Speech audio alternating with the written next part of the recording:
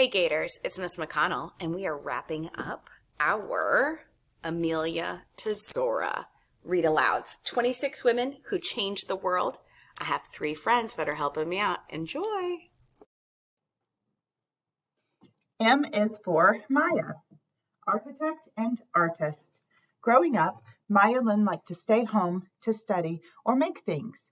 She made crafts with any materials she could find, paper, string, or even scraps of silver. Her daily visit to her father's ceramic studio and her mother's poetry inspired Maya's art. As a college student, Maya won a competition to create a memorial dedicated to the Vietnam War veterans. The memorial's stunning design launched Maya's architecture career. Since then, she has designed monuments, homes, museums, and outdoor sculptures in a fresh and imaginative way. Somewhere between science and art and architecture, public and private, east and west, I am always trying to find a balance between these opposing forces, finding the place where opposites meet. Maya Lynn. N is for Nawal. Medical doctor, writer, and fighter for women's rights. When Nawal el-Saadawi was born in Egypt, the births of boys were celebrated, but the births of girls were mourned. Often, girls married as early as 10 years old and were expected to obey their husbands, who could punish them if they disobeyed. Nawal, however, fought the traditions of her society and became a medical doctor and writer. Because of her honest portrayals of the life of Arab women, she was fired from her job and put in prison. Even in prison, Nawal continued to write and used a roll of toilet paper as her notepad. After her release from prison, Nawal received death threats and decided to leave her country. She taught in the United States and Europe. She has written 27 books about the treatment of women in the Arab world. Danger has been a part of my life ever since I picked up a pen and wrote. Nothing is more perilous than the truth in a world that lies. There is no power in the world that can strip my writings from me. Nawal el-Saadawi. O is for Oprah. Talk show host, actress, and entrepreneur, Oprah Winfrey was so smart that she asked her kindergarten teacher to move her to first grade. She also skipped second grade. Oprah's childhood was not easy, though. At different times, she lived with her grandparents, her mother, and finally her father. She was abused as a child, but found comfort in reading books about other people who overcame similar hardships. Oprah won a scholarship to Tennessee State University and began working in radio and television. Her show, AM Chicago, became a hit and was renamed The Oprah Winfrey Show. Launched nationally in 1986, the show made Oprah a household name. Constantly seeking new challenges, she runs a film production company, acts in movies, and publishes a national magazine. Oprah's success has enabled her to do good work for others through her own charity, helping various causes around the world and encouraging volunteerism in others. Follow your instincts. That's where true wisdom manifests itself. Oprah Winfrey. P is for Patricia, champion of the family, congresswoman, and executive. When Patricia Schroeder was a child, her family moved around a lot. To make friends, she lined up her toys on the sidewalk and sat down next to them. The toys attracted kids, and she made friends right away. That's why she said she's good at campaigning. Pat worked her way through the University of Minnesota, graduated with honors, and went on to Harvard Law School. After she moved to Denver, Colorado with her husband, Pat ran for Congress, not really expecting to win the election. She was the mother of 2 young children when she was elected. She went on to serve 12 terms as a congresswoman. In Congress, she served on many important committees and championed laws to benefit women and families. After leaving Congress, Pat became president of the Association of American Publishers, where she works to promote books and to preserve freedom of speech. Patriotism and courage are not exclusively masculine traits. Women were a major force against slavery, for expanded political rights, for good government, and for governmental involvement with the poor and dispossessed. Patricia Schroeder.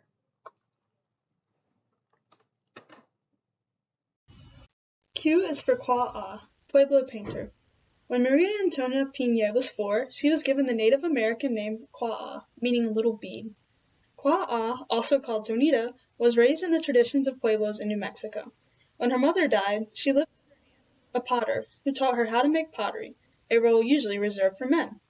With the teacher's encouragement, Qua'a and a group of artists painted Pueblo ceremonies and daily life. The only woman in this group, Qua'a concentrated on painting women.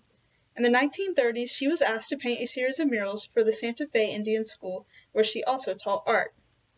Despite her success in art, Qua'a was criticized by both traditional Pueblo Indians, who thought she should stay home, and by others who did not like her painting Pueblo ceremonies that they considered secret. A trailblazer, Qua'a is a role model for women and Native American artists. R is for Rachel, mother of the environmental movement. As a young girl, Rachel Carson loved to explore the fields around her home. At age 10, she had her first story published in a children's magazine. She attended college to study literature, but she became interested in biology instead. When she got a job writing radio scripts for the Bureau of Fisheries, she was able to combine her two favorite activities, writing and biology. Her writing was so moving that her boss encouraged her to send articles to magazines, and so Rachel began her writing career. Rachel's book, The Sea Around Us, became a bestseller and won the National Book Award. In 1958, Rachel received a letter describing how a pesticide called DDT was killing songbirds. Rachel investigated the problem, writing a book about the dangers of pesticides. That book, Silent Spring, created an uproar, and DDT was banned in most of North America. Now, I truly believe that we in this generation must come to terms with nature, and I think we're challenged as mankind has never been challenged before to improve our maturity and our mastery, not of nature, but of ourselves. And that's a quote from Rachel. S is for Suu Kyi, fearless voice of Burma. At age 2, Daw Amang San Suu Kyi lost her father, who had led Burma to independence from Great Britain. As a young girl, Suu Kyi was afraid of the dark. To conquer her fear, she walked around her home at night without turning on the lights. When Suu Kyi grew up, she graduated from Oxford University in England, where she married and had 2 sons. She returned to Burma to care for her mother, who was dying. On her return, Suu Kyi found her country suffering from a poor economy and a harsh military government. She joined the others to form a democratic party to oppose the ruling government. Because of her support for democracy, Suu Kyi was arrested. Although she could have left Burma to rejoin her husband and sons in England, she believed she should not enjoy her own happiness with so many of her people suffering. In 1991, Suu Kyi was awarded the Nobel Peace Prize for her dedication to peace and democracy in Burma. Because she was still under arrest, her sons accepted the prize. Suu Kyi has been freed and imprisoned by her government many times. When she is not imprisoned, she is trying to set up a newspaper with the approval of her government. Values like love and compassion should be part of politics because justice must always be tempered by compassion. T is for Teresa, servant of the poor. At age 7, Teresa, or Agnes as she was called then, lost her father. Her mother raised Agnes by her siblings and her siblings by herself, selling cloth. Agnes loved the stories of the saints and of the missionaries who worked with the children of India. When she was 18, she embarked on a life as a nun, leaving her family in Yugoslavia and taking the name Teresa. After many years as a teacher and principal in India, Teresa felt that she received a calling from God to serve the poorest of the poor. She dreamed that no one should die before knowing God's love. Teresa asked for permission from the Catholic Church to start her work. It took more than a year, but the church finally approved her request. Her order, the Missionaries of Charity, has more than 3,000 members, with schools, soup kitchens, clinics, and homes for children with disabilities. In 1979, Mother Teresa received the Nobel Peace Prize.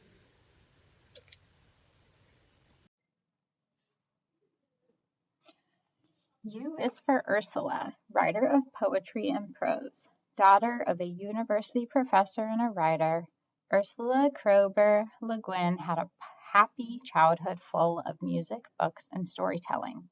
As a teenager during World War II, she wandered the hills on her own while her brothers were in the military service. Without television or other distractions, Ursula had time for thinking and soul-searching. Later, she studied French and Italian literature at Radcliffe College and did graduate work at Columbia University. In addition to writing books, she taught French and creative writing. Ursula writes many kinds of books, including fiction, fantasy, and books for children.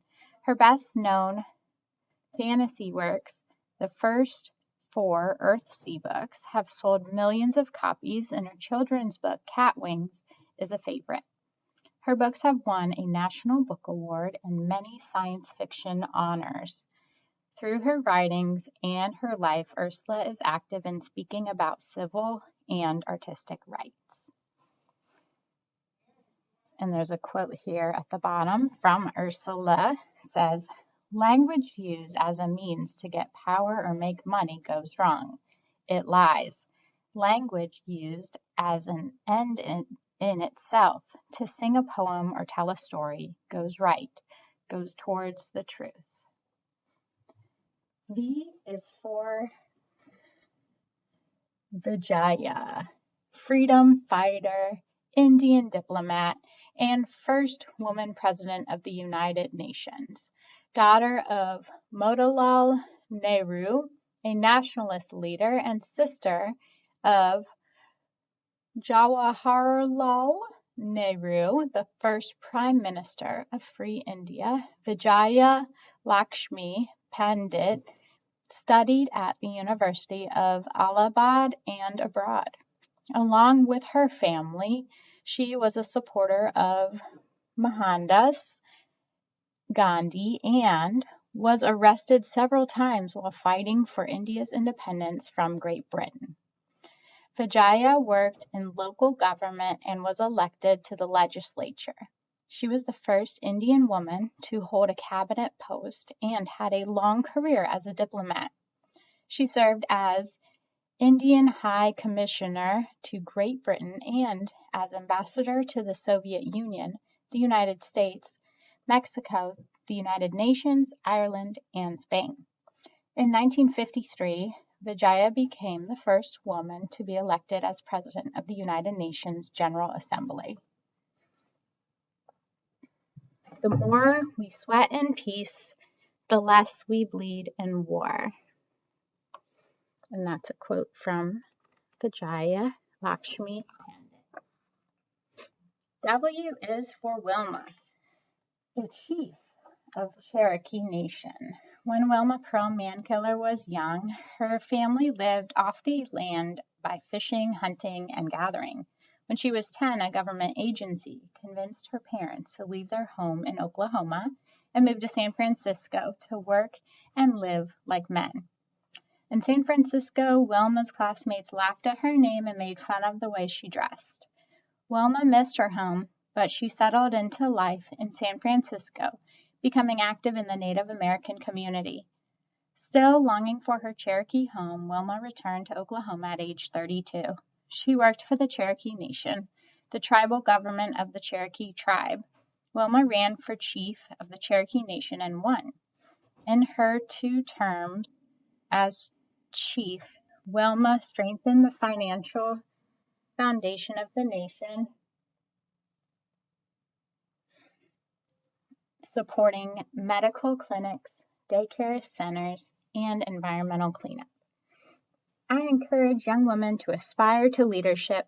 We are missing a lot of great solutions to society's problems because we do not hear women's voice in every sector of society. Wilma Mankiller. X is for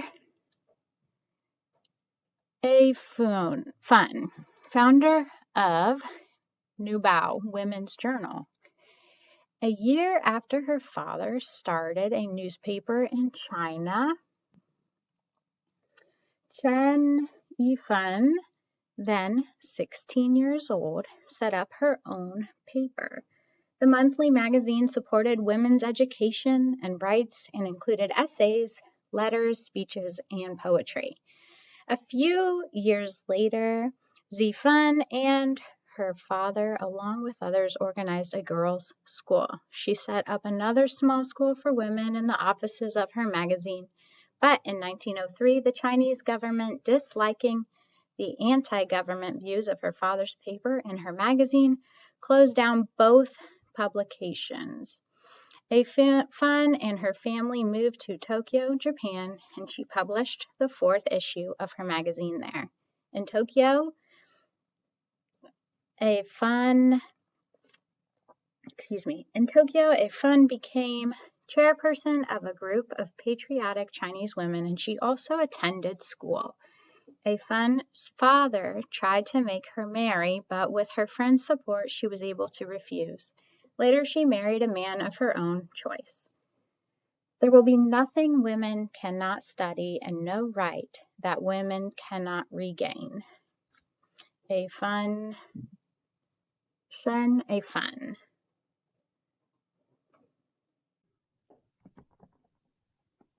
Hey Gators, it's Miss McConnell, and I am here to wrap up Amelia to Zora.